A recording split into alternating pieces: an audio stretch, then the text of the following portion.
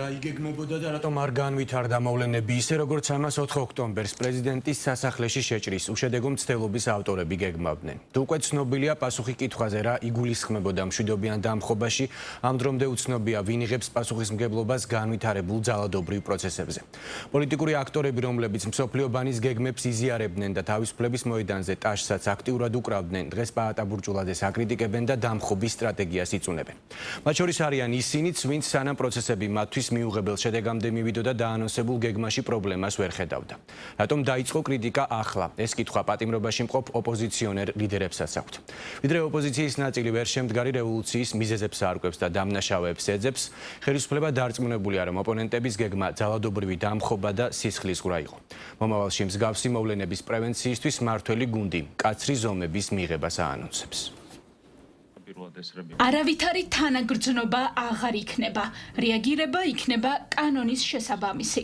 საქართველოს მთავრობის მეთაურის ირაკლი კობახიძის განცხადებით, ასეთი იქნება სახელმწიფოს პასუხი 4 ოქტომბრის მსგავსი რევოლუციური თუ ნებისმიერი ძალადობრივი პროცესების მონაწილე პირების მიმართ. პრემიერ-მინისტრი ძალადობის გამოხატულებად მიიჩნევს დედაქალაქის მთავარი გამზირის გადაკეთვასაც რამდენიმე ადამიანის მიერ. მისი თქმით, 100-მდე ადამიანს არ აქვს უფლება გზის გადაკეთვით და ყოველდღიურობაში ქაოსის შეტანით დისკომფორტი შეუქმნას 4 მილიონამდე პირს.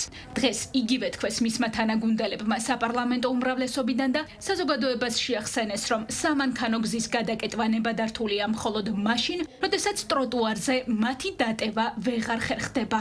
ვიცავდით ამას ჩვენ ხელისუფლება, არ ვიცავდით. არ იყო ის რაოდენობა, მაგრამ მაინც არ მიუთითებდით მომიტინგეებს, რომ გადასულიყვნენ ტროტუარზე და გაეხსნათ გზა ავტომანქანებისთვის.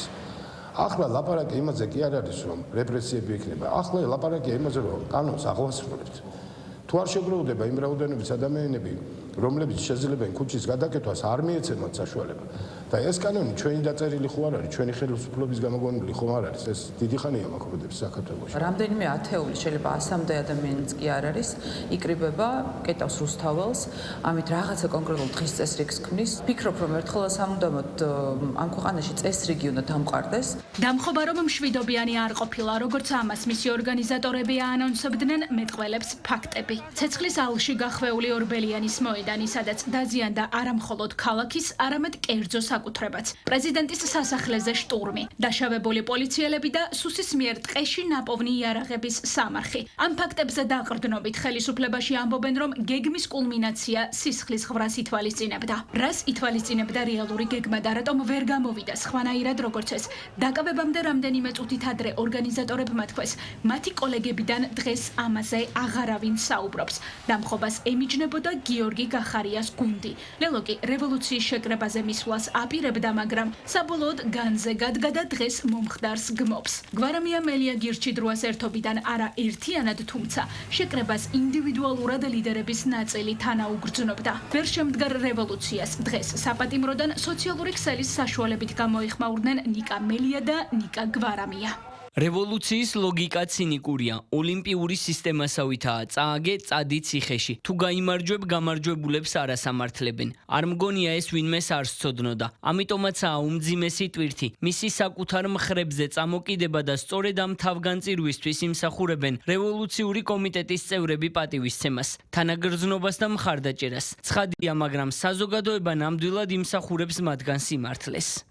ორგანიზატორების ერთადერთი დაპირება ბიძინას 4 ოქტომბერსვე დამარცხება იყო. მაშასადამე, ვინც ასეთი ანონსის აფიშის აქციაზე მივიდა, ალბათ ის ხალხი მაინც არ უნდა აკრიტიკებდეს ორგანიზატორებს. თანაც პოსტ-ფაქტუმ. მისასალმებელია, რომ უმრავლესობა შექმნილი კონტექსტის გათვალისწინებით თავს იკავებს. ჩემთვის ყველა ის ადამიანი უფრო დასაფასებელია, ვინც აქციის საარაკო და ფანტასმაგორიულ დაპირებას თავიდანვე აკრიტიკებდა. განსხვავებით მათგან, რომელთაც ხმა არ ამოუღიათ. ემანდ 4-ში რამე საჩვენო თუ მოხდება. მანამდე რატომ გავაკრიტიკოთო? თუმცა ახლა კრიტიკოსთა ყველაზე მწვავე ტრეკზე არიან.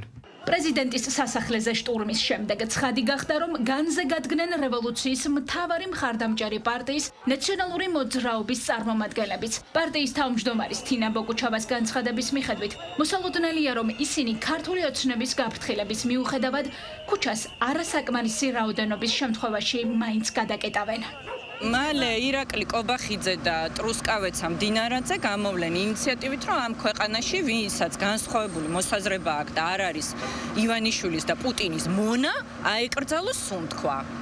ხო, გამოვა ესეთი ინიციატივი და ჩვენ ამას შევასრულებთ? არ შევასრულებთ. სად და როდის ვიყავი 4 ოქტომბერს, მათ შორის საზოგადოებისთვის ცნობილია, რომ ვიყავი აქციაზე ჯერ ჩემი 3 წლის ტყუპებთან ერთად, რომლებიც შემდგომ სახლში წავიყვანე და მოვბრუნდი, რომ ყოფილიყავი იქ, სადაც იდგა ქართველი ხალხი.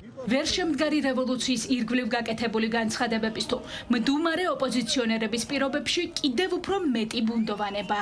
საკუთარი ვერსიები აქვთ ქართულ ოცნებაში. მართველი გუნდი ამბობს, რომ აქციის მონაწილეთა ნაწილი რადიკალური მოქმედებებით ხელოვნურ რყევებს იწვევს და აზარალებენ ტურიზმს, რაც ქვეყნის ეკონომიკური შემოსავლის მთავარი საყრდენია. ზიანდება ეკონომიკა და საფრთხე ექმნება ლარის კურსის სტაბილურობას. ანუ საფრთხეს უქმნიან იმას, რაც არა მხოლოდ თანამოქალაქეების, არამედ მათი არსებობისთვის მნიშვნელოვანი ფუნდამენტია. გამოიკვეთა, რომ ნამდვილად არსებობენ ჯგუფები, რომელიც ვითარების ესკალაციის მიზნით მუშაობდნენ. ბენზინით ერთი შეხედვით აშკარაა, რომ ეს დაპირისპირების ბრუტალობა კაცილებით უფრო სერიოზულად იყო დაგეგმილი. მოკლა იყო ერთ-ერთი ამოცანა, როდესაც პოლიციელს თავს დაესხნენ საკმაოდ ძიმე ჭრილობაც მიაყენეს. 4 ოქტომბრამდე 10 დღით ადრე ევროკომისიის პრესპიკერის მიერ ეგრეთ წოდებულ მშვიდობიან დამხობაზე საჯაროდ გამოხატული მხარდაჭერა ხელისუფლებისთვის მორიგ ჯერზე იქცა იმის დადასტურებად, რომ ქვეყანაში არეულობის თუ რევოლუციის მოწყობა ევრობიუროკრატების დავალებით ხორციელდება. ვერ შემდგარი რევოლუციის შემდეგ ევროკომისიის ვიცე-პრეზიდენტის კაია კალასის და გაფართოების საკითხებში ევროკავშირის კომისრის მარტა კოსის ერთობლივი განცხადება კი, სადაც ისინი დიალოგის აუცილებლობაზე პირველად ალაპარაკდნენ, ქართული ოცნებისთვის მინიშნებაა, რომ ქართული ოპოზიციის მხრიდან საბოლოოდ იმედგაცრუებულები დარჩნენ. რამდენად არსებობს დიალოგის შესაძლებლობა პოლიტიკურად პოლარიზებულ გარემოში რთული სათქმელია. რაც შეეხება ევროპასთან დიალოგს, იქიდან გამომდინარე, რომ ურთიერთობები უკრაინაში რუსეთის შეჭრის შემდეგ გართულდა, ქართული ოცნება ევროპასთან ურთიერთობების გადატვირთვის რეალურ შესაძლებლობასაც სწორედ უკრაინაში ომის დასრულების შემდეგ ხედავს.